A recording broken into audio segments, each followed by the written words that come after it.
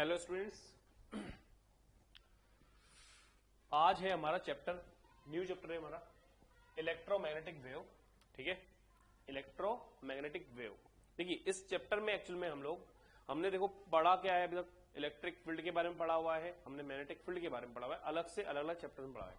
Electrostatics जो हमने देखा था उसमें हमने क्या पढ़ा था, इलेक्ट्रिक फील्ड के बारे में, और मैग्नेटिज्म में हमने पढ़ा था मैग्नेटिक फील्ड के बारे में। लेकिन इस चैप्टर में हम लोग इलेक्ट्रिक फील्ड और मैग्नेटिक फील्ड को थोड़ा और पढ़ेंगे, अच्छे से पढ़ेंगे, डिटेल में पढ़ेंगे, इनका यूज पढ़ेंगे कि इनका एक्चुअल में यूज क्या है।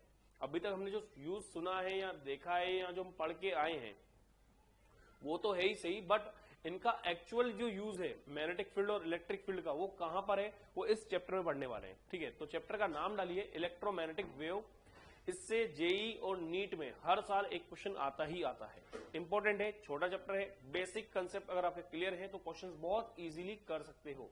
इसलिए हर एक पॉइंट को ढंग से सुनना, समझना, और हम क्वेश्चंस भी करेंगे तो क्वेश्चन भी समझ में आएंगे कि होता कैसे है, क्वेश्चंस कैसे आते हैं। ठीक है, तो चलिए स्टार्ट करते हैं आज का लेक्चर। चलिए देखिए, अगर हम इसमें बात करें तो सबसे पहला टॉपिक आता है डिस्प्लेसमेंट करंट। ठीक है, क्या आता है, डिस्प्लेसमेंट करंट। लेकिन डिस्प्लेसमेंट करंट बताने से पहले कुछ हमें आना चाहिए, एम्पियर्स लॉ के बारे में बात करेंगे पहले। देखिए डिस्प्लेसमेंट करंट जो है, तो टॉपिक डाले पहले डिस्प्लेसमेंट करंट, टॉपिक डाले डिस्प्लेसमेंट करंट। अब डिस्प्लेसमेंट करंट होता क्या है इसके बारे में बताया था मैक्सवेल ने। तो मैक्सवेल ने जो बताया था उससे पहले हम थोड़ी सी बात कर लेते हैं एम्पियर्स लॉ की। एम्पियर्स लॉ आपने मैग्नेटिज्म में पढ़ा होगा, वो क्या पढ़ा था उसके बारे में बात कर देते हैं। देखो according to Ampere's law, Ampere ने क्या बोला था कि भाई B dot DL equal to होता है म्यू नॉट आई इनक्लोज। ये आपने पढ़ा होगा इसमें एम्पियर्स लॉ मैग्नेटिज्म में। ठीक है, अब इसके अकॉर्डिंग अगर हम बात करें कि एक मान लो एक करंट कैरिंग वायर है और इसमें हमने क्लोज लूप ले लिया। ये हमने क्या लिया था, क्लोज लूप। इसको वापस से बनाता हूं दिखाने के लिए आपको। एक करंट कैरिंग वायर है और हमने एक क्लोज लूप लिया। एम्पियर्स लॉ के अकॉर्डिंग आपने एक क्लोज लूप में मैग्नेटिक फील्ड निकालना सीखा होगा। ठीक है ना।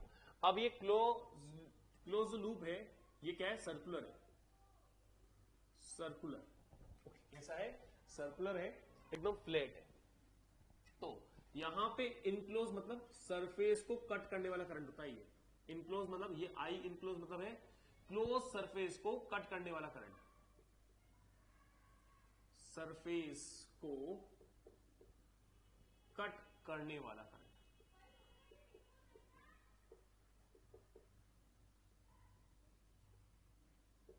ठीक है ना। अब देखिए अगर हम बात करें यहां पहले वाले के लिए, फर्स्ट वाले के लिए, इसके लिए अगर हम बात करें कि बताइए इसके लिए बी डॉट डीएल क्या होगा, तो मैं बोलूंगा B dot DL equal to क्या हो जाएगा, म्यू नॉट। और इस सरफेस से कट होता हुआ करंट कौन सा जा रहा है, ये आई करंट। तो आई इनक्लोज क्या हो जाएगा, आई हो जाएगा। कितना हो जाएगा, आई। तो इसकी वैल्यू कितनी आएगी, B dot DL equal to mu not I. ठीक, अब सेकंड की बात करते हैं। सेकंड वाली जो सरफेस है ये हेमीस्फेरिकल है। ये कैसी है, हेमीस्फेरिकल। तो यहां पर ऐसा है, ये इस तरह से, ये कैप दिख रही है आपको, इसमें अंदर खाली जगह, तो ये क्या है, हेमीस्फेरिकल इस फॉर्म में। ये सिलेंड्रिकल फॉर्म में, बट ये इस तरह से, इस तरह से, ऐसे। ठीक है ना। और ये करंट, ये जो वायर है इसको कट कर रहा है ऐसे। ये मान लो ऐसे कर्व शेप में है, तो ये अंदर वाला पार्ट खाली है, ये सरफेस को ऐसे कट कर रहा है। सरफेस यहां पे है, ये सरफेस ऐसे है, ये मान लो। तो ये इस तरह से है, ओके, ऐसे। तो सरफेस कहां फैली हुई है, इस एरिया में, इस एरिया में। और ये अंदर वाला पार्ट कट खाली है, इसको वायर ऐसे कट कर रहा है, कट करते हुए जा रहा है करंट, तो सरफेस को कट कर रहा है, यस। तो ये क्या है, हेमीस्फेरिकल।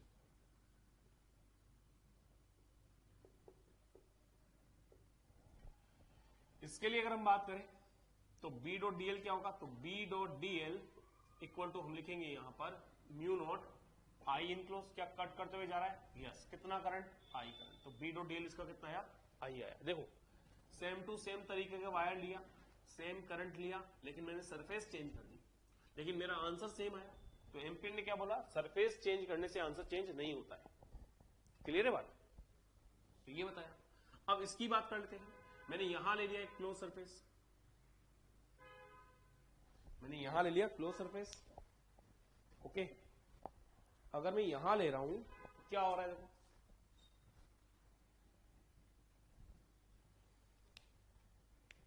यहां पे अगर बात की जाए थर्ड वाले की, तो यहां बी डॉट डीएल कितना होगा, तो बी डॉट डीएल, ये सारी बातें एम्पियर के अकॉर्डिंग चल रही है। यहां पे करंट आई इधर गया और वापस आ गया, ठीक है ना। तो करंट की अगर बात की जाए तो म्यू नॉट इंटू इनक्लोज, तो जाने वाला करंट इधर है और एक आने वाला भी करंट है, तो नेट करंट कितना आएगा, जीरो। आई माइनस आई मतलब जीरो आ गया। ओके, इसकी वैल्यू कितनी आ गई, जीरो, क्योंकि जा भी रहा है तो इस तरफ भी कट कर रहा है। दोनों को काउंट करेंगे तो कितना आएगा, आई ये वाला और एक आई ये वाला, जीरो। तो इनक्लोज कट टोटल जो करंट होगा इसमें कितना होगा, कट करने वाला टोटल करंट कितना होगा, तो कट करने वाला जो टोटल करंट है वो होगा जीरो। अब मैंने यहां पर क्या ले लिया, हेमीस्फेरिकल। यहां पे क्या ले लिया हमने, हेमीस्फेरिकल। तो ये ऐसे ले लिया। अगर हम हेमीस्फेरिकल ले रहे हैं तो क्या हो रहा है, क्या यहां पर इस सरफेस की यहां होगी बेटा, ये होगी सरफेस एक्चुअली में, हेमीस्फेरिकल की सरफेस ये होगी, ठीक है, ये खाली रहेगा। तो क्या इसमें कट हो रहा है, क्या नहीं, सरफेस कट नहीं हो रही है। तो सरफेस कट ही नहीं कर रहा, ये करंट जो है क्या इसको कट कर रहा है, नहीं कर रहा। तो यहां पर विदाउट कट अगर हम बात करें तो यहां भी बोलूंगा कि कट ही नहीं कर रहा, तो इनक्लोज करंट कितना होगा, पहले से ही जीरो होगा। यहां तो हमने क्या बोला, कट करने वाला इस तरफ और एक इधर वाला, इसलिए करंट जीरो हुआ क्योंकि दोनों माइनस हो गए। यहां पे कट कर ही नहीं रहा, इसलिए करंट कितना है, इनक्लोज जीरो। कितना करंट है, जीरो। ओके, अब हम बात करते हैं फिफ्थ नंबर की। ये दो है कैपेसिटर प्लेट, ये क्या है, दो कैपेसिटर प्लेट है। ये दो है हमारे पास कैपेसिटर प्लेट। मार्कर है क्या, ब्लू है ना, नहीं है ब्लू। ये कैपेसिटर प्लेट है। ओके,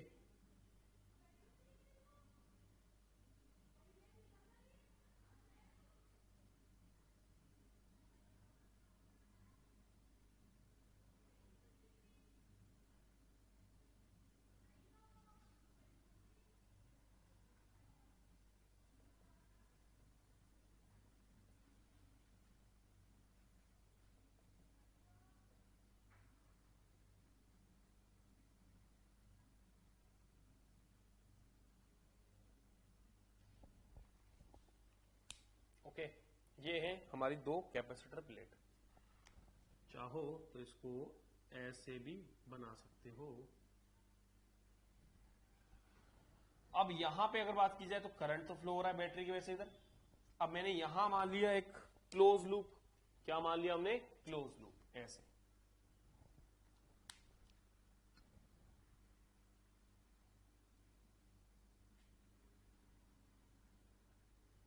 इस तरह से, ठीक है ना, ऐसे, और इससे करंट जा रहा है ऐसे। क्या यहां पे करंट कट कर रहा है, यस, करंट इसको कट कर रहा है, करंट इसको कट कर रहा है, यहां से इसको करंट कट कर रहा है।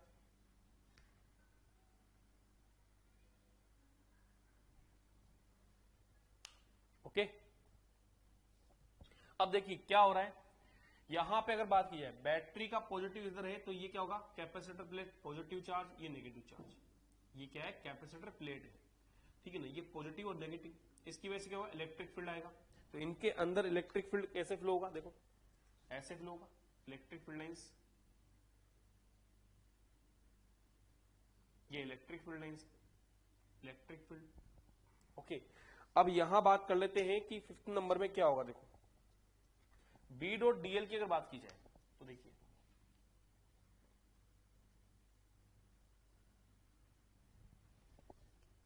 हालांकि अभी इलेक्ट्रिक फील्ड की बात करनी नहीं है क्योंकि यहां तो सिर्फ इसने क्या इनक्लोज के बारे में बात की। तो यहां इसको क्लोज करने वाला जो करंट होगा कितना होगा, इसको क्लोज करने वाला करंट कितना होगा, आई, तो म्यू नॉट इनटू आई। इसको कट करने वाला करंट कितना है, सरफेस को, ये सर्कुलर सरफेस को कट करने का जो करंट है कितना है, आई है, तो कितना आएगा, म्यू नॉट आई आएगा। अब यहां अगर हम बात करें, यहां वापस से हमने क्या लिया, एक हेमीस्फेरिकल लिया। ये तो हो गया हमारे पास कौन, ये तो हो गया हमारे पास कैपेसिटर प्लेट, ये तो ही हमारी कैपेसिटर प्लेट।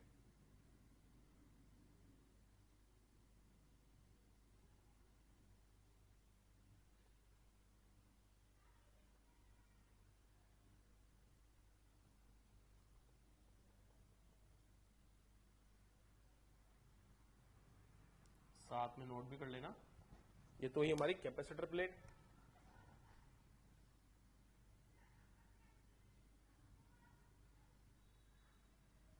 ओके, अब यहां पे अगर बात की जाए, अगर मैं हेमीस्फेरिकल की बात करूं, तो हेमीस्फेरिकल की वजह से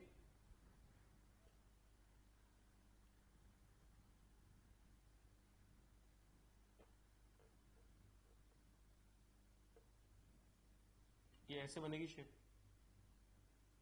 हेमीस्फेरिकल हमने ऐसे मान लिया, ठीक है।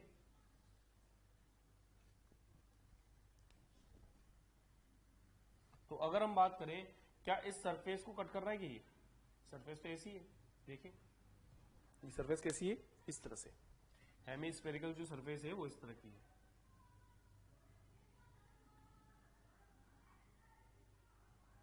क्या ये करंट जो है, जो जा रहा है, इसको कट कर रहा है क्या सरफेस को, नहीं। तो इस कंडीशन में क्या होगा, इस कंडीशन में 6 नंबर की अगर बात की जाए तो ये हो जाएगा d dot d L mu naught into 0, मतलब 0, ठीक है।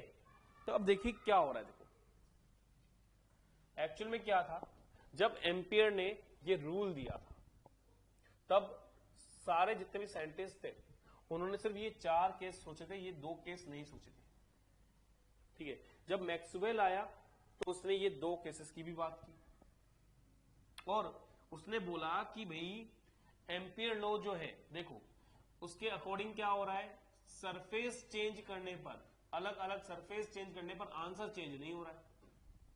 देखो ना, यहां चेंज की तो भी आंसर वही आ रहा है, रीजन भले कुछ भी हो, आंसर वही आ रहा है, सेम टू सेम। तो यहां भी मैंने सरफेस, सर्किट वैसा का वैसा ही है, सरफेस चेंज करने पर मेरा आंसर सेम आना चाहिए था, तो यहां सेम नहीं आ रहा है। इस चीज को कि यहां पर भी 0 नहीं आना चाहिए था, तो इस चीज को एक्सप्लेन नहीं कर पाया एम्पियर। तो इस चीज को एक्सप्लेन नहीं कर पाया एम्पियर, तो यहां पर मैक्सवेल ने अपना नया रूल दिया और उसने इस फॉर्मूले में कुछ करेक्शन किया, और करेक्शन करने के बाद जो नया फॉर्मूला बनाया, उस फॉर्मूले को बोला गया मैक्सवेल का फॉर्मूला, लेकिन वो फॉर्मूला कहलाया ampere Maxwell equation. Ampere Maxwell equation मतलब मैक्सवेल ने हर एक साइंटिस्ट के इक्वेशन में कुछ ना कुछ जुगाड़ किया, जुगाड़ मतलब उसमें कुछ ना कुछ चेंजेस किया, सपोर्ट किया। तो उसने क्या किया, अगर एम्पियर की इक्वेशन में करेक्शन किया, इसलिए मैक्सवेल जो इक्वेशन आई, इसको नाम दिया गया एम्पियर मैक्सवेल इक्वेशन। ये वो इक्वेशन है जिसमें एम्पियर की इक्वेशन को करेक्शन करके जो नई इक्वेशन बनाई, किसने बनाई, मैक्सवेल ने। तो मैक्सवेल की एक इक्वेशन बनी जिसको बोला गया एम्पियर मैक्सवेल इक्वेशन। तो अब करेक्शन क्या होगा उसकी बात करेंगे, पहले इसको नोट कर लें, इसको नोट कर लें। अगर हम कंपेयर करें तो देखिए इन दोनों केस में हमने क्या चेंज किया, सिर्फ जो स्फीयर है उसको चेंज किया, सर्कुलर थी, फिर हमने सरफेस कैसे चेंज करी, हेमीस्फेरिकल। यहां भी वही किया, तो यहां भी अगर वही करने पर आंसर सेम आता तो बात कुछ अलग होती, फिर तो बहस करने का मुद्दा ही नहीं था। लेकिन मुद्दा यहां पे उठा कि भाई इसमें आंसर सेम, बाकी 3rd एंड 4th में सेम, तो 5th और 6th में भी तो सेम आना चाहिए था, लेकिन यहां पे अलग अलग है, और इस चीज को एम्पियर एक्सप्लेन नहीं कर पाया। तो क्या एम्पियर मैक्स जो हमारे एम्पियर की जो इक्वेशन है वो गलत है, यस गलत थी, लेकिन आपको मैग्नेटिज्म में गलत नहीं पढ़ाया गया। मैग्नेटिज्म में जितना रूल है एम्पियर का उतना ही पढ़ाया गया है, ओके। बाद में मैक्सवेल ने इसको गलत साबित किया, ओके, जो हम यहां पढ़ रहे हैं, नोट कर लें। तो ये मत सोचना कि सर एम्पियर रूल जो है क्या हम मैग्नेटिज्म में पढ़ना चाहिए या नहीं पढ़ना चाहिए। तो मैग्नेटिज्म जो चैप्टर है उसमें तो पढ़ना ही है, उसमें उसके हिसाब से ही आंसर करना है, ठीक है। उसमें जिस टाइप के क्वेश्चंस आते हैं वो उसी पे आएंगे, अकॉर्डिंग टू एम्पियर्स लॉ। अगर बोलेगा according two ampere Maxwell law तो फिर आपको ये लगाना है, क्वेश्चन में अगर अकॉर्डिंग टू एम्पियर्स लॉ पूछा है फिर तो आप उससे ही करेंगे, एम्पियर्स लॉ के हिसाब से जो ये है। अकॉर्डिंग टू मैक्सवेल लॉ या according two ampere Maxwell law बोलेगा, तो according two ampere Maxwell law बोलेगा तो करेक्शन क्या होगा बताऊंगा आगे, ठीक है, फिर उसके हिसाब से करना है। तो नाम देख लेना क्या बोला गया क्वेश्चन में, एम्पियर्स लॉ या एम्पियर मैक्सवेल लॉ। ओके, चलिए नोट करें इसको, ठीक है, नोट कर लिया। अब पॉज करके नोट कर लेना इसको अच्छे से। अब इसी में हम बात कर रहे हैं कि मैक्सवेल ने जो करेक्शन करके दिया उसने क्या किया, उसने इसी इक्वेशन में थोड़ा सा करेक्शन किया।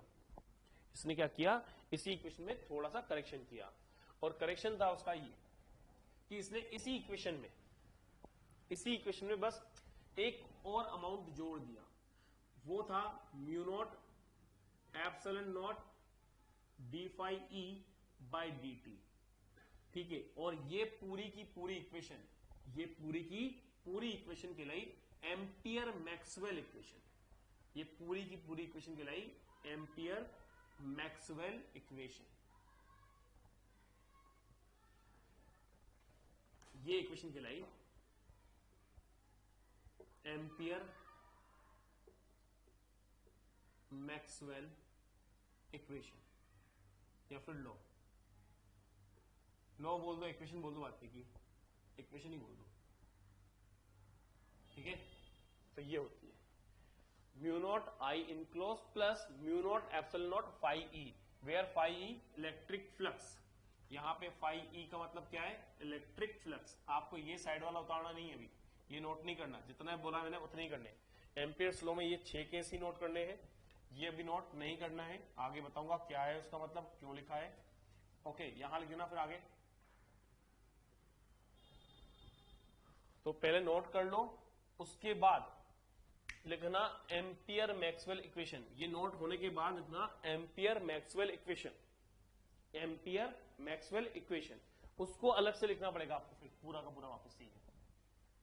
उसी में मत जोड़ देना कि उसी में जोड़ दिया ना, ये लिखने के बाद पूरा एम्पियर्स लॉ के बारे में जो लिखा वो सब लिखने के बाद अब लिखना एम्पियर मैक्सवेल लॉ, और उसके बाद उसमें लिखना एम्पियर मैक्सवेल लॉ इक्वेशन। ये एम्पियर मैक्सवेल इक्वेशन ये होती है। यहां पे फाई ई का मतलब क्या है, electric flux, electric flux. Okay, और ये हमने पढ़ा हुआ है इलेक्ट्रोस्टैटिक्स में, ई इंटू ए पढ़ा था, electric field into area, E dot A पढ़ा है ना, ठीक है।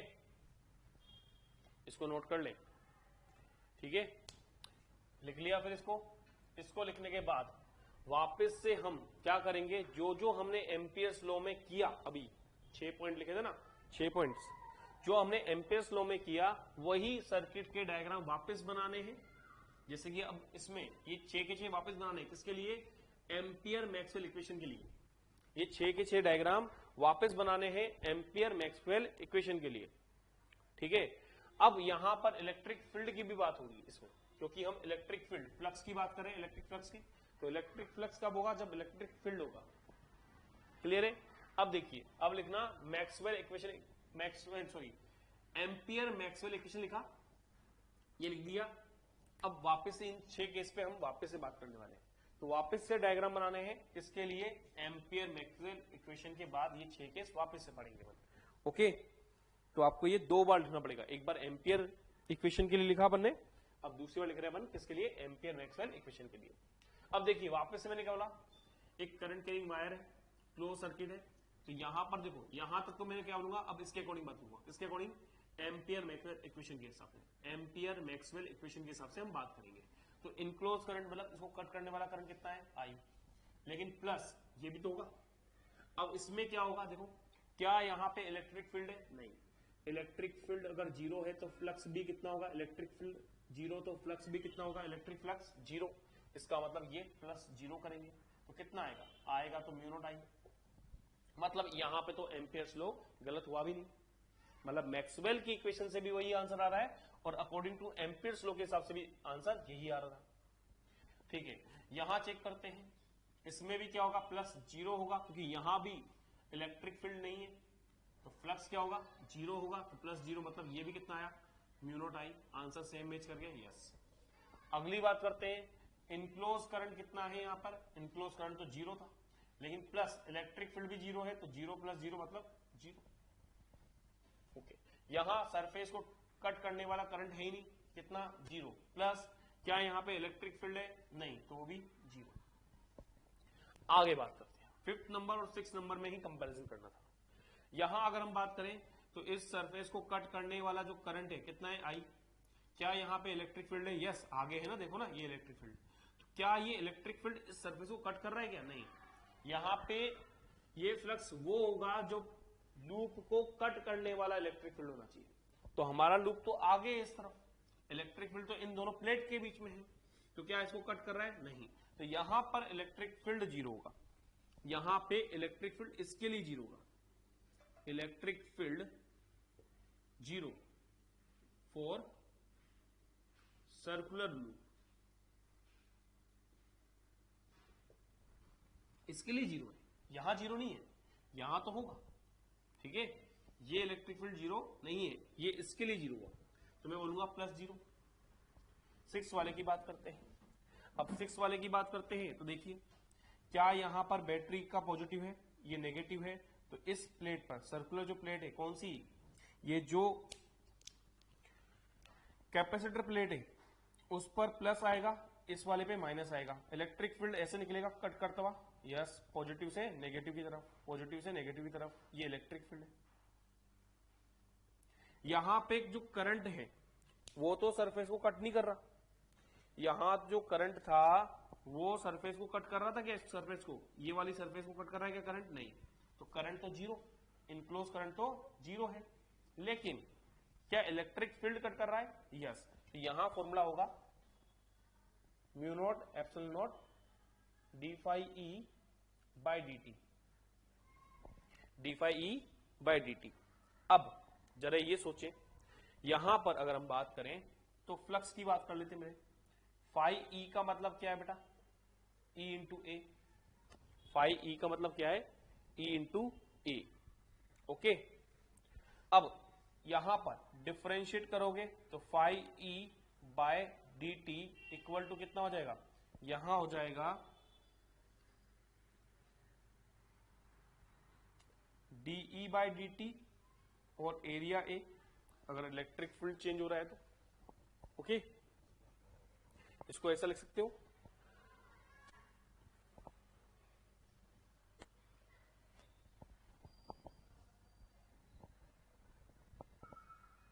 ये लिखोगे, या फिर इसको ऐसे भी तो लिख सकता हूं, E इक्वल टू होता है सिग्मा अपॉन में epsilon not into area, sigma upon में एप्सिलॉन नॉट, तो इसको ऐसे लिख दो, चेंज इन एरिया पर टाइम, बट यहां पे फिर आपको डेंसिटी की फॉर्म में एप्सिलॉन नॉट सिग्मा ए, और सिग्मा को फिर लिखना पड़ेगा आपको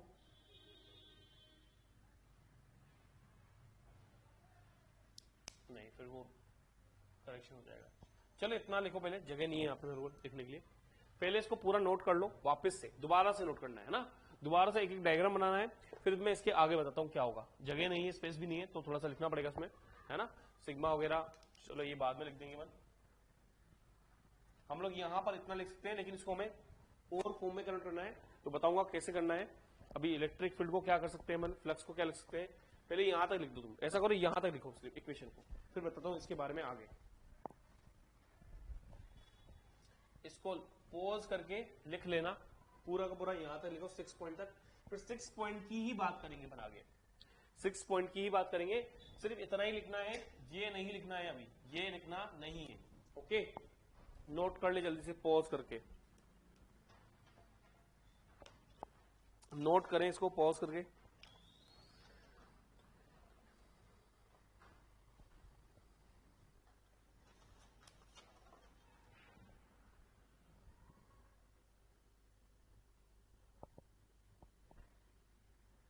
नोट कर लें इसको, पॉज करके।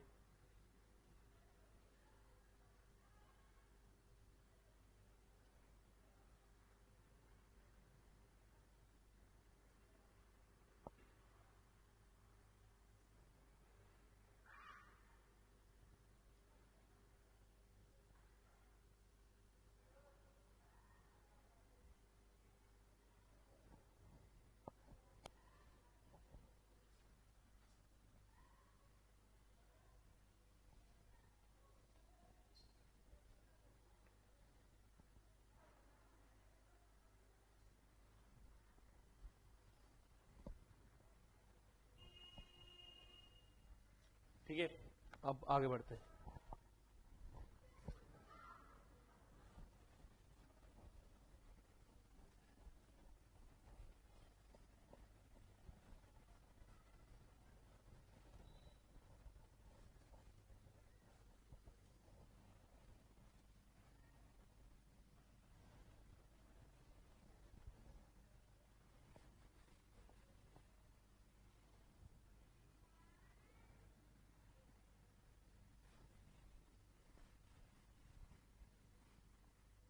तो 6 पॉइंट को हमने लिख दिया। अब देखिए यहां पे 6 पॉइंट को लिख रहा हूं मैं, 6 नंबर पॉइंट बचा कितना, तो बी डॉट डी एल, ये तो हो गया 0 बेटा, बचेगा कितना, mu not epsilon not D phi E by D T, ये बचा। अब थोड़ा सा फाई के लिख देते हैं, ये कितना होगा, ई इंटू ए होगा, area. Okay, E equal to क्या होता है, सिग्मा अपॉन में एप्सिलॉन नॉट होता है इंटू एरिया। सिग्मा क्या होता है, तो सिग्मा हमें पता है, sigma equal to Q upon में एरिया होता है। सरफेस चार्ज डेंसिटी होती है ना, तो क्यू अपॉन में क्या हो जाएगा, A epsilon not into area, पहले से ए से ए गया तो क्या बचा, Q by epsilon not equal to flux phi E. Okay, अब मुझे क्या करना है, D phi E by D T निकालना है। ये क्या है, rate of change in flux, in flux, ठीक है। तो यहां पे क्या होगा, फ्लक्स का इसका डिफरेंशिएट करूंगा तो 1 बाय एप्सिलॉन नॉट, ये तो बाहर आ जाएगा, तो लिखूंगा मैं D Q by D T. और ये है चार्ज में चेंज अपॉन में टाइम, तो ये होता है करंट, तो ये होगा आई अपॉन में एप्सिलॉन नॉट। ये क्या होगा, आई अपॉन में एप्सिलॉन नॉट। ओके, या फिर इसको अभी ईडी मान लो, या अभी इसको ऐसे मान लो, छोड़ो आई मान लो। D q by D T मतलब क्या है, कितनी रेट से ये करंट फ्लो हो रहा है और कितना चार्ज आ रहा है इस पे, तो जितना चार्ज इस पे आएगा वो D q by D T कितना होगा, करंट होगा। आ गया, ये आ गया, इसको यहां रखते हैं तो क्या होगा, देखो B dot d l equal to mu not epsilon naught I upon में epsilon naught, epsilon naught cancel, ये आ गया म्यू नॉट आई। तो यहां से 6 नंबर में जो आंसर आया और 5th नंबर में जो आंसर आया था म्यू नॉट आई, वो सेम आया। तो ये प्रूव किया किसने, मैक्सवेल ने। ओके, एम्पियर इसके बारे में बता नहीं पाया था, तो मैक्सवेल की जो इक्वेशन है वो करेक्ट इक्वेशन है। ओके, तो वो करेक्शन कितना सा आया वो हमने बता दिया। तो यहां पर मैक्सवेल करेक्ट हो गया जहां पर एम्पियर ने गलती की थी, तो उसकी करेक्शन कहां हुई, ये जो एक्स्ट्रा अमाउंट जोड़ा वो है। ओके, नोट कर ले, पॉज करके नोट करें। अब यहां पर देखो क्या हुआ, देखो यहां पे जो करंट आया वो किसकी वजह से आया, इलेक्ट्रिक फील्ड की वजह से।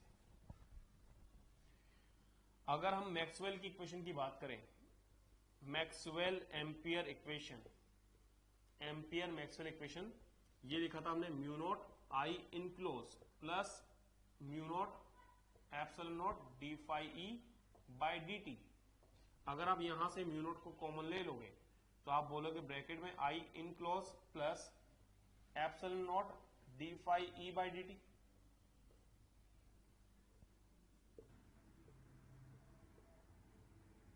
तो ये बेटा क्या है, करंट है। ये करंट कौन सा है, एक वायर में फ्लो होने वाला करंट, ठीक है ना, वायर में फ्लो होने वाला करंट, तो इसको बोलते हैं कंडक्टिंग करंट।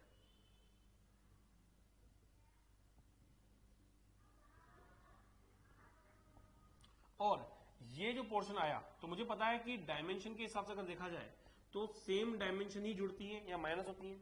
जब भी अगर जिसकी सेम यूनिट होती है तो ये वो पूरा पार्ट ऐड होता है।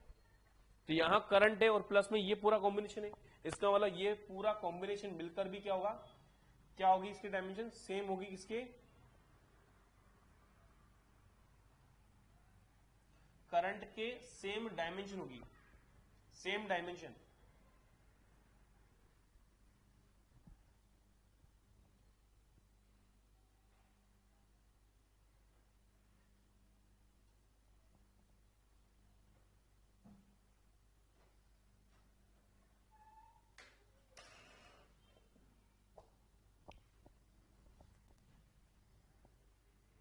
करंट की डायमेंशन के सेम रहेगा, ठीक है ना। तो इसी को हमने एक नया नाम दिया, करंट दे दिया, इसको भी हमने क्या बोल दिया, करंट बोल दिया।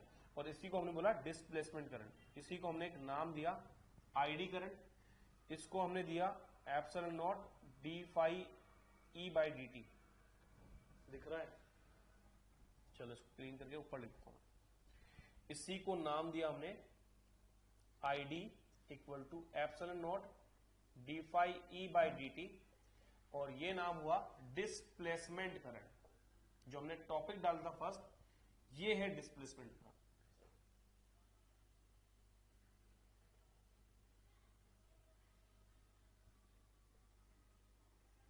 डिस्प्लेसमेंट करंट, तो ये हमारा है डिस्प्लेसमेंट करंट। एक्चुअल में डिस्प्लेसमेंट करंट कोई होता नहीं है, but dimension same I, current के बराबर डायमेंशन आई इसकी पूरे ग्रुप की, इसीलिए मैंने इसको एक नाम दे दिया करंट। लेकिन मैं इसको करंट नहीं बोल सकता क्योंकि ये अलग तरह का करंट है, इसीलिए हमने इसको नाम क्या दिया, डिस्प्लेसमेंट करंट। और ये किसकी वजह से आया, इलेक्ट्रिक फील्ड की वजह से, इलेक्ट्रिक फील्ड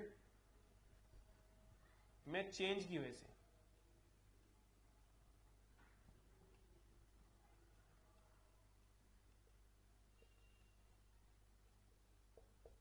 इलेक्ट्रिक फील्ड में चेंज की वजह से आया यहां पे करंट। ठीक है, इसको नोट कर ले, इलेक्ट्रिक फील्ड में चेंज की वजह से आया करंट। तो पॉज करके इसको भी नोट कर लेना। ओके, अब हम आगे बात करते हैं इसी में थोड़ा सा और।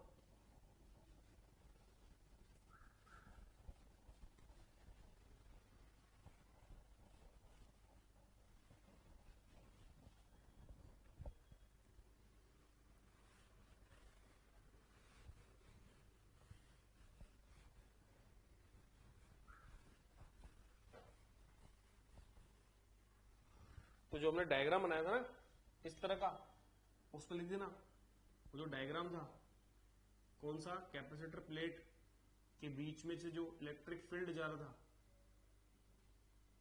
इलेक्ट्रिक फील्ड,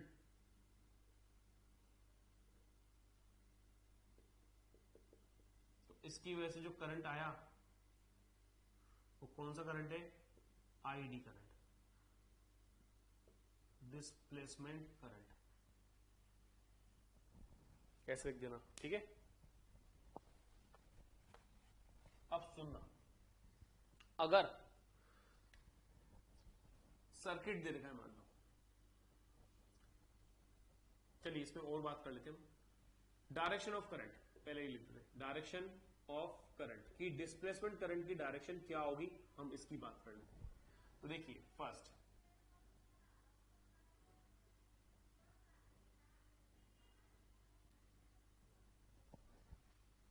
अगर इलेक्ट्रिक फील्ड कांस्टेंट है, ठीक है, तो फ्लक्स भी क्या होगा, कांस्टेंट होगा, इलेक्ट्रिक फ्लक्स कांस्टेंट। ओके, तो उसका D phi by D T कितना होगा, तो D phi by D T differentiation कितना होगा, 0 होगा। तो यहां पे अगर ये इलेक्ट्रिक फील्ड की डायरेक्शन इस तरफ है, तो अगर इलेक्ट्रिक फील्ड की डायरेक्शन कुछ भी हो, अगर कांस्टेंट है इलेक्ट्रिक फील्ड, तो क्या होगा, अगर एरिया भी कांस्टेंट है, साथ में हम बोल रहे हैं कोई भी सरफेस है तो सरफेस एरिया क्या है, हमने फिक्स मान रखा है, surface area constant, surface area constant. तो इस कंडीशन में डिस्प्लेसमेंट करंट 0 होगा, ये ध्यान रखना। सेकंड,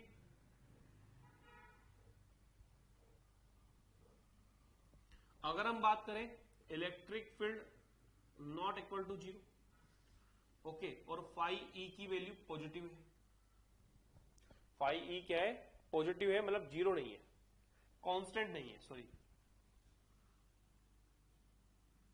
चेंज हो रहा है, ठीक है। तो इसका जो, सॉरी, और फाई ई कांस्टेंट नहीं है,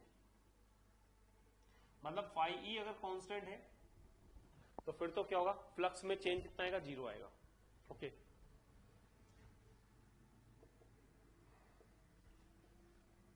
और phi E by D T, मतलब फ्लक्स में चेंज अगर पॉजिटिव आ रहा है, फ्लक्स में चेंज जो डिफरेंशिएशन है, अगर डिफरेंशिएशन पॉजिटिव है, तो फिर डिस्प्लेसमेंट करंट की डायरेक्शन जो होगी वो होगी इलेक्ट्रिक फील्ड की डायरेक्शन में। Electric field and displacement current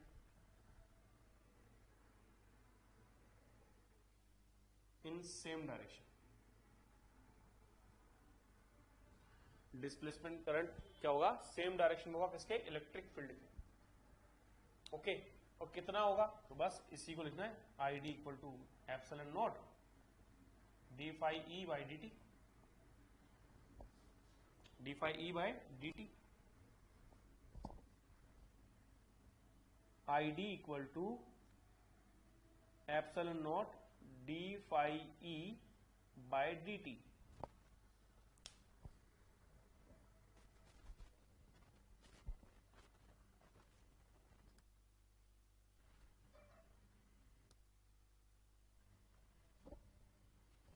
ठीक है, इसको नोट कर ले, पॉज करके इसको नोट करना। उसके बाद थर्ड,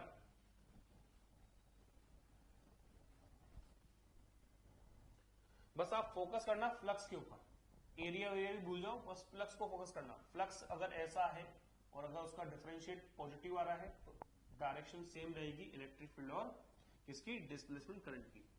ओके, थर्ड नंबर, ये जीरो नहीं है, नॉट इक्वल टू जीरो, या फिर कांस्टेंट नहीं है, या बोले कांस्टेंट हो, फाई ई एरिया चेंज करोगे तो भी क्या होगा, ये कांस्टेंट नहीं रहेगा। और अगर फ्लक्स में चेंज जो डिफरेंशिएट है वो नेगेटिव आ रहा है तो डिस्प्लेसमेंट करंट इलेक्ट्रिक फील्ड की अपोजिट डायरेक्शन में होगा। डिस्प्लेसमेंट करंट इलेक्ट्रिक फील्ड की अपोजिट डायरेक्शन में होगा। फॉर्मूला वही है डिस्प्लेसमेंट करंट का, mu not epsilon not D phi E by D T, D phi E by D T. Okay okay, note कर ले इसको भी।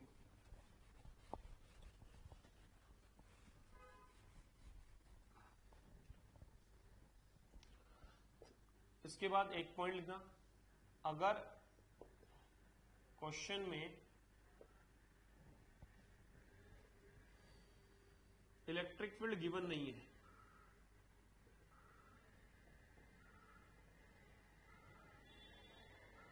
एंड ओनली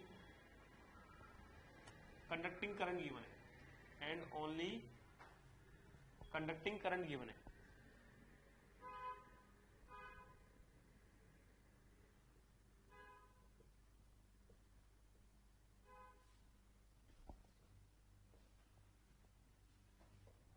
तो conducting current IC equal to होगा डिस्प्लेसमेंट करंट के। कंडक्टिंग करंट जो होगा आईसी, जिसको हमने बोला कंडक्टिंग करंट,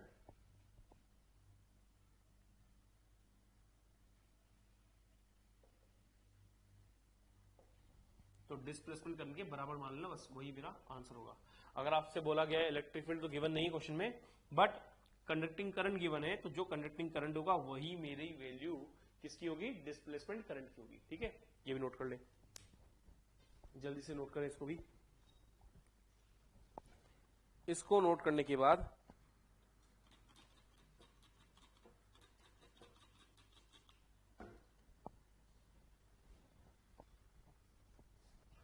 अब लिखें Maxwell equations. Maxwell equations, Maxwell equation. First लिखें Gauss law of electrostatics, Gauss law of electrostatics, और पहला वाला जो पॉइंट है ना ये लिख लें, गॉस लॉ ऑफ इलेक्ट्रोस्टैटिक्स। तो देखो मैक्सवेल ने अलग अलग चैप्टर में अपनी अपनी इक्वेशन दी थी। गॉस लॉ हमने पढ़ा था इलेक्ट्रोस्टैटिक्स में, उस वक्त उसने दिया था E dot D S equal to Q upon में एप्सिलॉन नॉट।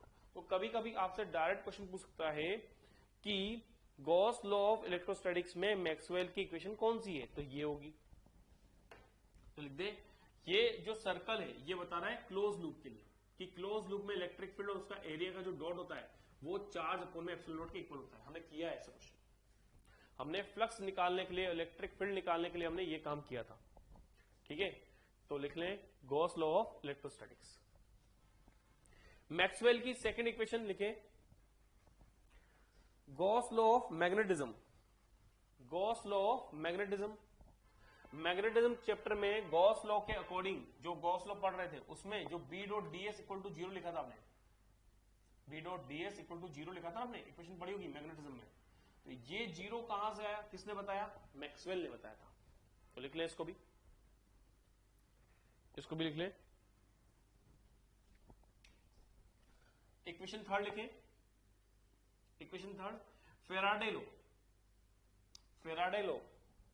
तो फेराडे के अकॉर्डिंग हमने जो बात की थी वहां पे ईएमआई में, वहीं पर ई डॉट डीएल याद है, ई डॉट डीएल हमने बोला था इंड्यूस ईएमएफ, इंड्यूस ईएमएफ पढ़ा था हमने किसमें, हमने इंड्यूस ईएमएफ पढ़ा था कहां पर, इंड्यूस ईएमएफ पढ़ा था हमने किसमें, ईएमआई में।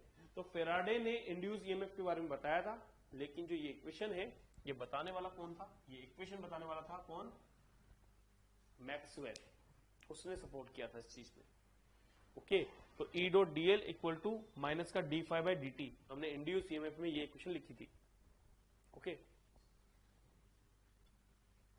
फोर्थ लिखे जो अभी भी पढ़ी हमने, ampere Maxwell equation, Ampere Maxwell equation, ये फोर्थ नंबर, इसको भी नोट कर ले। तो मैक्सवेल ने 4 इक्वेशन दी अलग अलग चैप्टर्स में, एक इलेक्ट्रोस्टैटिक्स में दी, एक मैग्नेटिज्म में दी, एक फेराडे वाले रूल के हिसाब से जो हमने इंड्यूस ईएमएफ पढ़ा था तब दी, और एक अब दी है एम्पियर मैक्सवेल इक्वेशन में, एम्पियर के।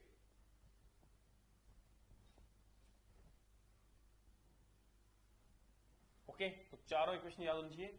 मैक्सवेल की चारों में से कोई सी भी इक्वेशन ऑप्शन दे देगा कि मैक्सवेल की चारों इक्वेशन कौन कौन सी है, या कौन इनमें से कौन सी मैक्सवेल की चारों इक्वेशन में से है। ठीक है, अब कुछ पॉइंट लिख लें, लिखें first point, both conducting current and displacement current create magnetic field. Special point लिख दें, both conducting current and displacement current create magnetic field. ऐसा क्यों है देखो, पहले लिख लो फिर सारे पॉइंट एक्सप्लेन कर दूंगा मैं। दूसरा पॉइंट लिखो, electric field and magnetic field, electric field and magnetic field are perpendicular to each other.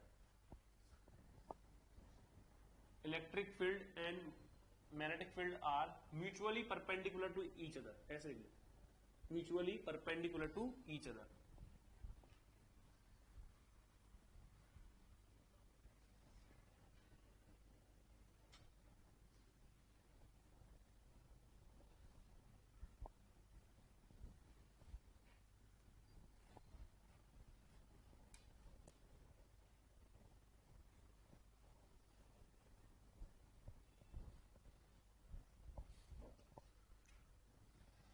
अब देखिए यहां पर ये मान लो कैपेसिटर प्लेट,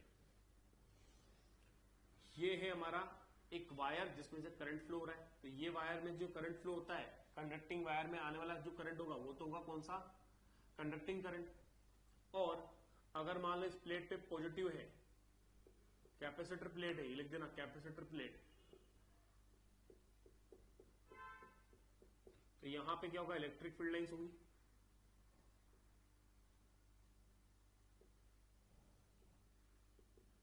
और इलेक्ट्रिक फील्ड की वजह से जो करंट आएगा कौन सा आएगा, डिस्प्लेसमेंट करंट।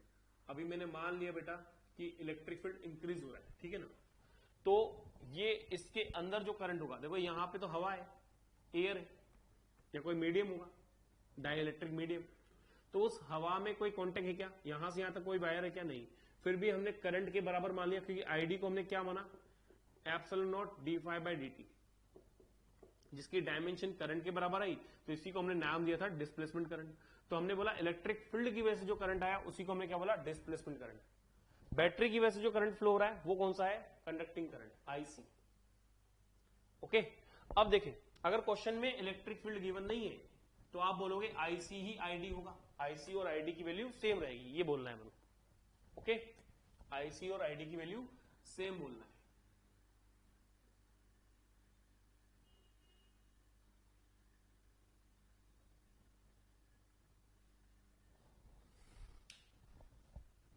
ये मान लो आईडी, ऐसे ब्लू वाली लाइन, ठीक है। अब यहां पर एक्चुअल में क्या है, देखो अगर हमें पता है, देखो ये डिस्प्लेसमेंट करंट है, ठीक है, इलेक्ट्रिक फील्ड है, यस इलेक्ट्रिक फील्ड है। अब इलेक्ट्रिक फील्ड इस तरफ है, उसकी वजह से कौन आया, डिस्प्लेसमेंट करंट आया।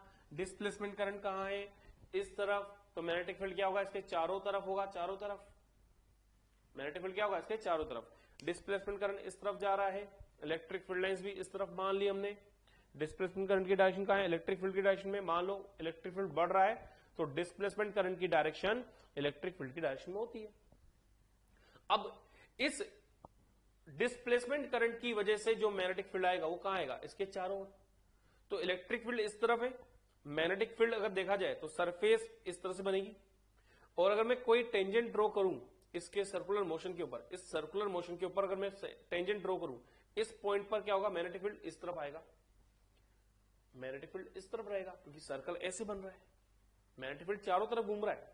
बट अगर हम बात करें एक पॉइंट पर, इस पॉइंट पर क्या होगा, इस तरफ डायरेक्शन, इस पॉइंट पर क्या होगा, इस तरफ डायरेक्शन, इस पॉइंट पे क्या होगा, इस तरफ, इस पॉइंट पर ऊपर की तरफ, मैग्नेटिक फील्ड की डायरेक्शन।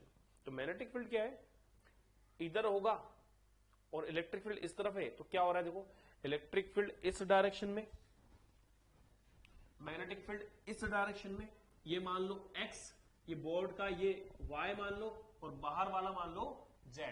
तो ये x में इलेक्ट्रिक फील्ड है, और ऊपर वाले पॉइंट पे अगर मैं बोलूं, ऊपर वाले पॉइंट पर मैं बोलूं मैग्नेटिक फील्ड का होगा z की तरफ। तो z और x क्या होते हैं, परपेंडिकुलर। अगर मैं इस पॉइंट की बात करूं तो मैग्नेटिक फील्ड कहां होगा, नीचे, इलेक्ट्रिक फील्ड ऊपर। तो मैग्नेटिक फील्ड कहां पर है, नेगेटिव y में, और x में कौन है, इलेक्ट्रिक फील्ड। मैग्नेटिक फील्ड नीचे की तरफ नेगेटिव y में, और इलेक्ट्रिक फील्ड x में। तो क्या हो रहा है, परपेंडिकुलर। ये तो क्या है, ये एक दूसरे के परपेंडिकुलर होते हैं। तो मैं बोल सकता हूं यहां पर कि इनके चारों ओर, ये जो डिस्प्लेसमेंट करंट है उसके चारों ओर क्या आएगा, मैग्नेटिक फील्ड आएगा। तो मैग्नेटिक फील्ड आएगा इसके चारों ओर।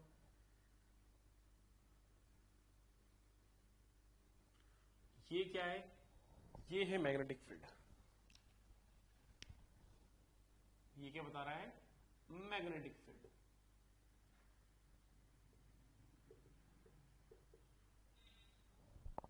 ठीक है, तो ये ऐसा हो रहा है, देखो डिस्प्लेसमेंट करंट इस तरफ,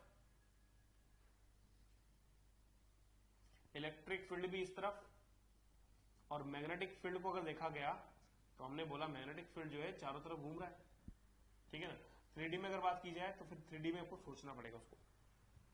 तो ये बता रहा है मैग्नेटिक फील्ड को।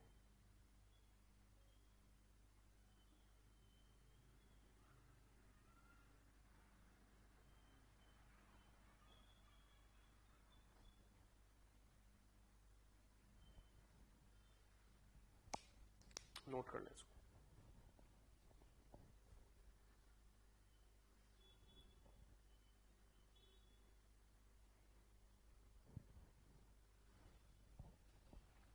और इस वायर को देखोगे तो इसमें जो करंट, इसमें जो मैग्नेटिक फील्ड होगा इस तरफ होगा, हालांकि यहां पे मैग्नेटिक फील्ड होगा इस तरफ।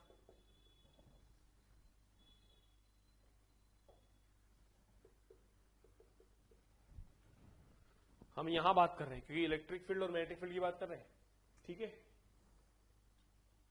इसको भी नोट कर लें, लिख लिए पॉइंट। तो लिखना चेंज इन इलेक्ट्रिक फील्ड। यहां पे क्या हुआ, देखो इलेक्ट्रिक फील्ड में चेंज हुआ,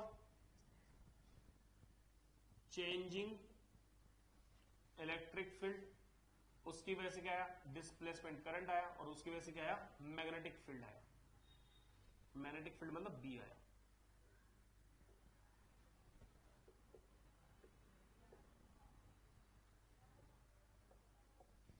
ठीक है, तो ये पॉइंट भी लिख देना, 3rd नंबर पॉइंट जो भी है, ठीक है। अब एक दो क्वेश्चंस कर लेते हैं, उसके बाद टाटा बाय बाय करेंगे। क्वेश्चन लिखें, अ कैपेसिटर, ब्रैकेट में लिखो उसकी रेडियस, अ सर्कुलर कैपेसिटर लिखना, a circular capacitor plate, a circular capacitor plate circular capacitor plate, radius दे रखी है उसकी 12 centimetre, distance between two plates, distance between two plates, इनके सेंटर से डिस्टेंस है ना, इनके सेंटर से डिस्टेंस जो है वो है हमारे पास 5 सेंटीमीटर। कितनी है? 5 सेंटीमीटर। और conducting current 0.15 ampere, 0.15 ampere. Then find out displacement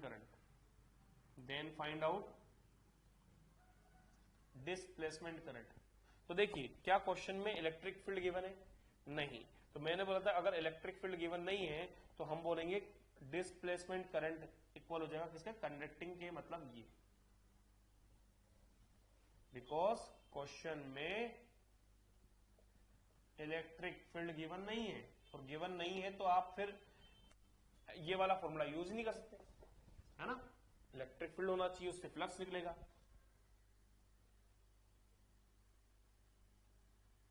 हाँ, अगर इलेक्ट्रिक फील्ड पहले ही बोलता कि कांस्टेंट है, अगर बोलता इन दोनों प्लेट के बीच में इलेक्ट्रिक फील्ड कांस्टेंट है, फिर आपका आंसर 0 आता, फिर गिवन है ना इलेक्ट्रिक फील्ड। अगर इलेक्ट्रिक फील्ड के बारे में कुछ नहीं बोला है तो हम लोग क्या बोलेंगे? कंडक्टिंग करंट ही हमारा डिस्प्लेसमेंट करंट के बराबर होगा। अच्छा, इसकी जो पीडीएफ है इलेक्ट्रोमैग्नेटिक वेव की, वो पीडीएफ आपको मैंने ईएमआई के साथ, ईएमआई जब मैंने अपलोड किया था उसी के आसपास सेमीकंडक्टर या फिर ईएमआई के साथ साथ इलेक्ट्रोमैग्नेटिक वेव और सेमीकंडक्टर की भी अपलोड की थी मैंने। तो इलेक्ट्रोमैग्नेटिक वेव की पीडीएफ देख लेना, उसके क्वेश्चंस कर लेना, ठीक है, सॉल्व एग्जांपल वगैरह स्टार्ट आज से कर लेना। सेकंड क्वेश्चन लिखें। सेकंड क्वेश्चन,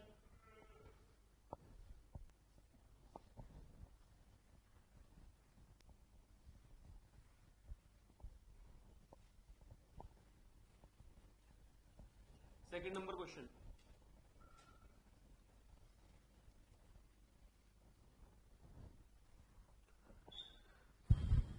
दो कैपेसिटर प्लेट दे रखी है और बोला गया है radius of capacitor plate is 0.1 metre, radius of capacitor plate is 0.1 metre,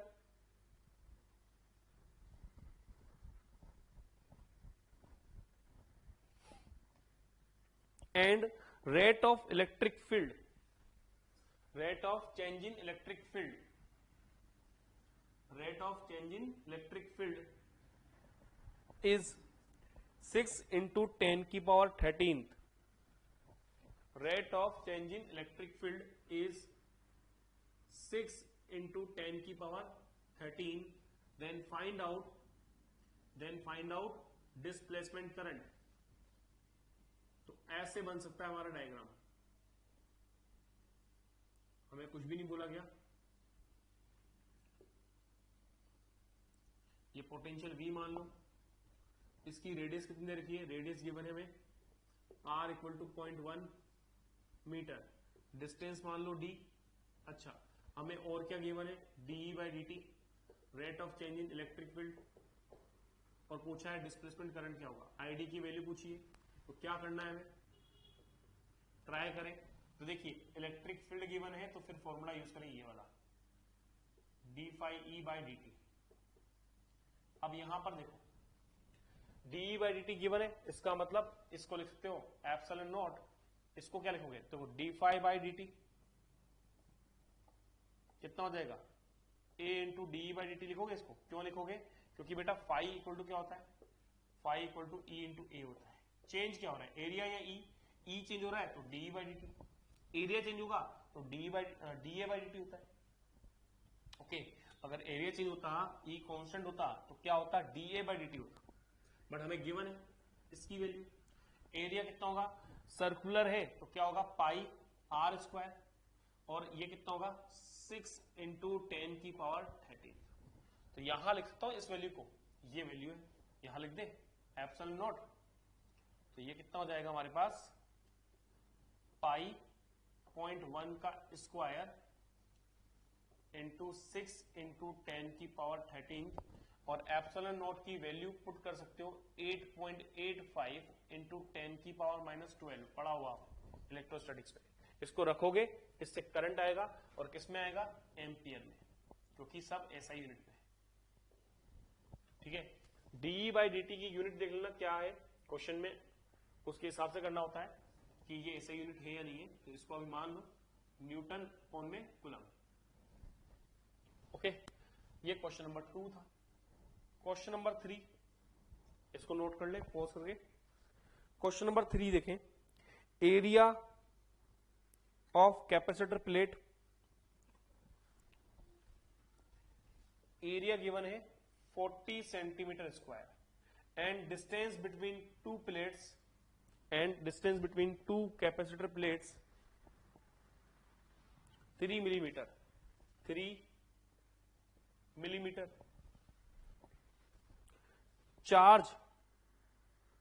charge on capacitor plate, charge on capacitor plate 80 microcoulomb, 80 microcoulomb and rate of change in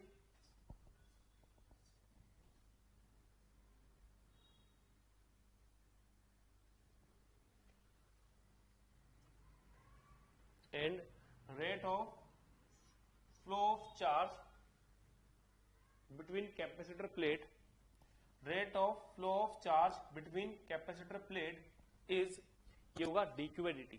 rate of flow of charge कितना है? dq by dt। ये given है 2 into 10 की power -7 coulomb per second, coulomb per second. Rate of change in charge flow between two capacitor plate dq by dt दे रखा है 2 into 10 की power -7। Then find out displacement current, then find out displacement current.